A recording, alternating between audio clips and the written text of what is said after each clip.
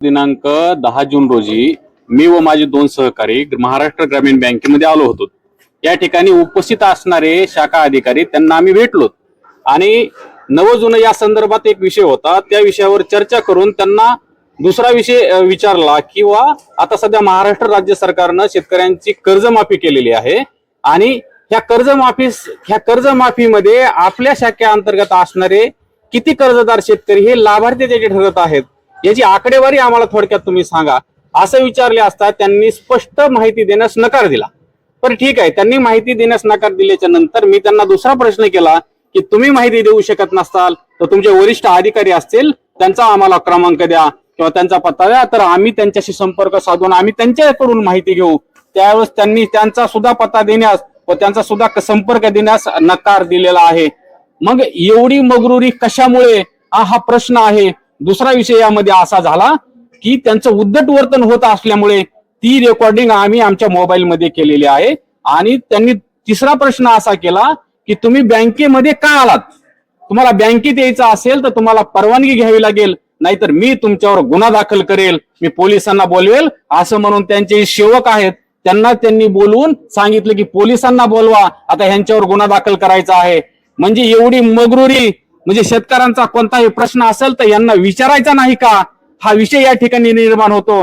जर पत्रकारासोबत त्यांची उद्धट वर्तन असेल ते सामान्य माणसासोबत किती उद्धट वर्तन करत असतील।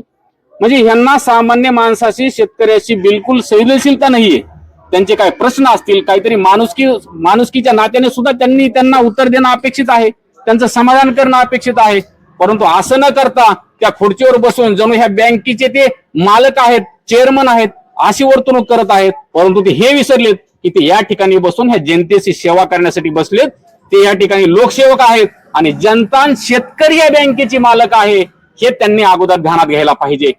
जर शेतकऱ्याच्या पोरावर हे गुन्हे दाखल करत असतील, शेतकऱ्याच्या पोराला हे जर म्हणत असतील बँकेत का आलात, बँकेत यायला परवानगी घ्यावी लागत असेल, बँकेत यायला परवानगी घेण्यासाठी हे म्हणत असतील तर ह्या अशा प्रशासनाचा ना अशा व्यवस्थापकाचा मी जाहीर धिक्कार करतो। जो प्रकार माझ्याशी घडला, खोटे गुन्हे दाखल करण्याचा त्यांनी जो माझ्यावर प्रयत्न केला, या संदर्भात मी त्यांना आज निवेदन दिलेलं आहे आणि या निवेदनामध्ये लिहिलेलं आहे की जर संबंधित व्यवस्थापकावर जर लवकरात लवकर कार्यवाही झाली नाही तर दिनांक 16 जून रोजी पासून या बँकेसमोर ठिय्या आंदोलन आम्ही करणार आहोत, हे आमचा ठाम निर्णय आहे। यामध्ये कुठल्या कुठल्या मागण्यात शाखा व्यवस्थापकाची बदली असेल किंवा त्याच्यावर कारवाईची देखील तुम्ही मागणी केलेली आहे आणि या आंदोलनात नेमकं तुमच्यासोबत सहकार्य करणारे आणि कोण सोबत बसणार आहेत आंदोलनात? यस, आता या ठिकाणी माझ्यासह इतर 2 ते 3 शेतकरी आहेत व बरेचसे शेतकऱ्यांचा या ठिकाणी ह्या आंदोलनाला पाठिंबा आहे। मोठ्या प्रमाणामध्ये ह्या आंदोलनाला पाठिंबा मिळणार आहे। ह्या विषयाला घेऊन रात्री आपल्या राज्याच्या उपमुख्यमंत्री आदरणीय सुनेत्राताई पवार यांच्याशी मी संपर्क केला व हा विषय मी त्यांच्या कानावर घातला। त्यावेळेस त्यांनी या प्रकरणाची दखल घेतली आणि नक्कीच या प्रकरणी आम्ही कारवाई करू असं त्यांनी मला आश्वासन दिलेलं आहे। त्यामुळे आता असे मगरूर व्यवस्थापकांची आता बिलकुल आता गय केली जाणार नाही, अशा अधिकाऱ्यांना नक्कीच चाप बसेल आणि हे शेतकऱ्यांसोबत आता हे व्यवस्थित वागतील यापुढे। एकीकडे जर पाहायला गेलं तर राज्य सरकार मराठी भाषेला दर्जा मिळवून देत असताना अशा शाखामध्ये बऱ्याच ठिकाणच्या नॅशनल शाखामध्ये SBI असेल, महाराष्ट्र ग्रामीण बँक असेल किंवा HDFC ICICI बँक जे आहेत त्याच्यामध्ये असे कर्मचारी आहेत की ज्यांना मराठी भाषाच समजत नाहीये। मग कुठंतरी सामान्य जनतेला मराठी भाषेत जे बोलतात त्यांना यांच्यामध्ये काहीतरी संभ्रम निर्माण होतो। आता हे हिंदी भाषिक आहेत आणि मराठी यांच्यामध्ये जाणीवपूर्वक असा वाद होतो आणि कुठेतरी मराठी भाषिकांना डावललं जातं, त्यांना त्यांची हेळसाळ केली जाते, असं होतं। सिरसाळा, परळी किंवा हा मराठवाडा हा सर्व भाग हा मराठी भाषा बोलणार आहे, हा मराठी भाग आहे।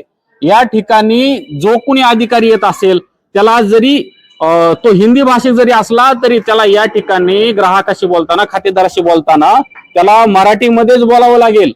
त्याला या ठिकाणी बऱ्याचशा लोकांना हिंदी भाषा समजत नाही, खेड्यापाड्यातले लोक येतात आणि त्यांच्याशी हे हिंदीतून बोलतात।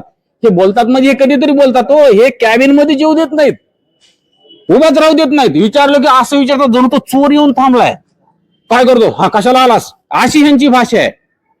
तो पळून जातो। अनेक शेतकऱ्यांची तक्रार आहे की या ठिकाणचा जो रेड्डी मॅनेजर आहे तो अत्यंत मगरूरपणे वागतो। दादा